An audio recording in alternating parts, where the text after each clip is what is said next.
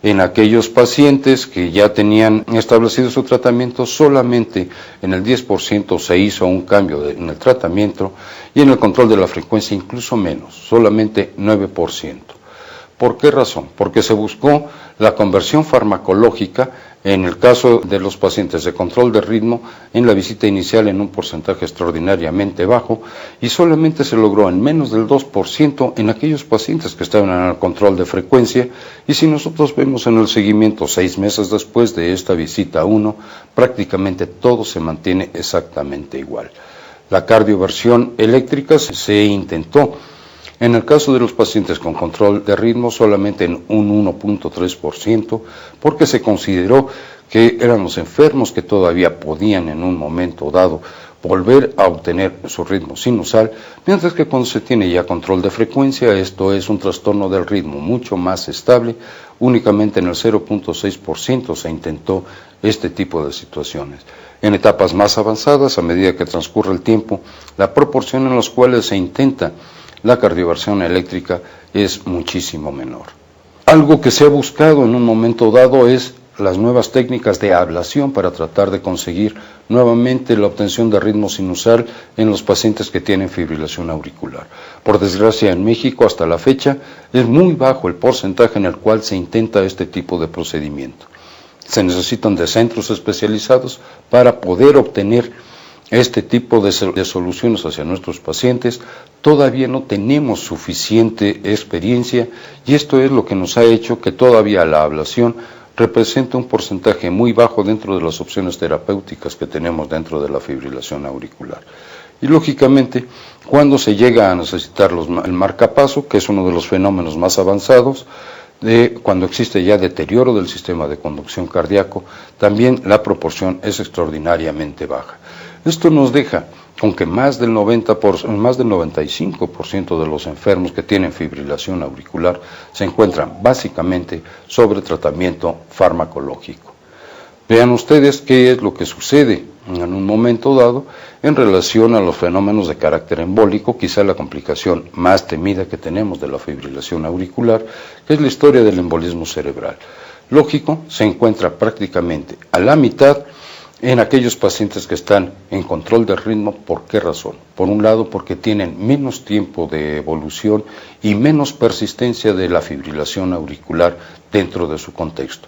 Mientras que cuando estamos hablando ya de pacientes en fibrilación auricular crónica, de fibrilación auricular permanente, y que se encuentran únicamente en control de frecuencia, los fenómenos de carácter embólico se presentan con mucha mayor frecuencia.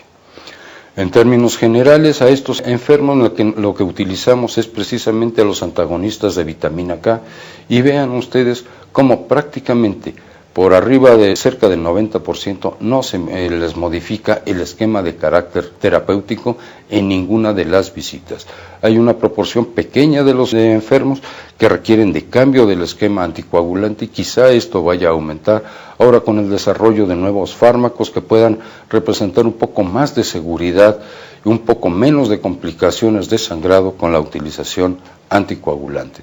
Pero básicamente tenemos al grupo, más del 90% del grupo de pacientes con fibrilación auricular que se encuentran dentro del esquema de tratamiento con antagonistas de vitamina K, y una proporción muy pequeña que tiene que retirarse por algún tipo de complicación o por, en un momento dado, preferencias del paciente en relación a su esquema de carácter terapéutico.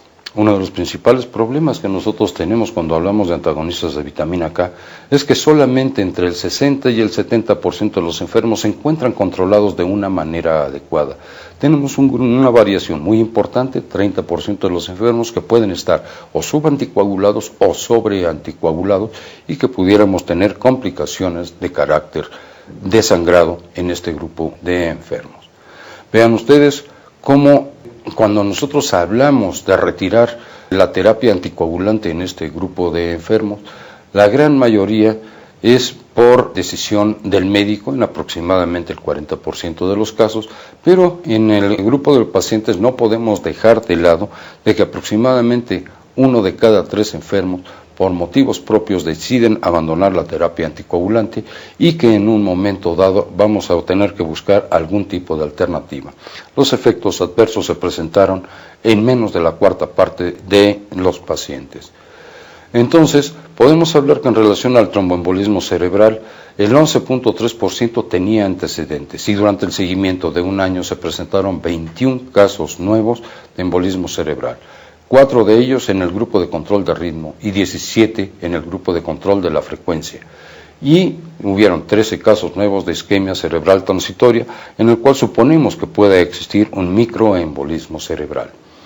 En conclusión, lo que podemos hablar de la fibrilación auricular es que es una enfermedad prevalente y con una tendencia franca al aumento en México por las características de la población de las cuales ya hemos hablado. Que la anticoagulación se utiliza poco por las dificultades inherentes al manejo de estos enfermos y que el uso de métodos de anticoagulación más sencillos y efectivos aumentará la prevención sobre todo de la enfermedad vascular cerebral de carácter embólico en aquellos pacientes que tienen fibrilación auricular. Muchísimas gracias por su atención.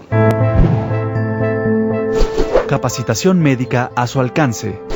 Los temas desarrollados con todo el rigor científico, por expertos nacionales e internacionales, obteniendo constancias con valor curricular, que le otorgan puntos para su recertificación, con toda la comodidad donde usted lo decida. No deje que sus colegas se pierdan la experiencia de LifeMed Direct, la nueva era de la medicina. Recomiéndenos con sus colegas.